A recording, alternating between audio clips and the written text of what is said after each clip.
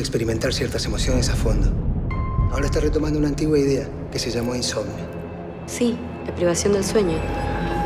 Conseguimos los permisos para montar la obra en una clínica psiquiátrica abandonada. ¡Quiero dormir! ¡No me toques! Su nombre era Dora Viña, la paciente 101C. Empezó a escribir un diario íntimo en forma de obra teatral. Mi hija llora a mitad de la noche. No. Lo estás diciendo para otros.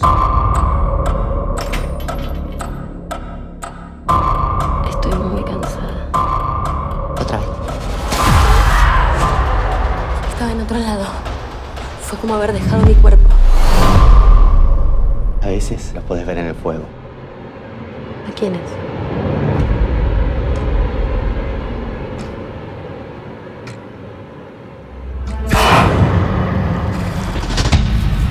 ¿Cuántas horas llevas despierta?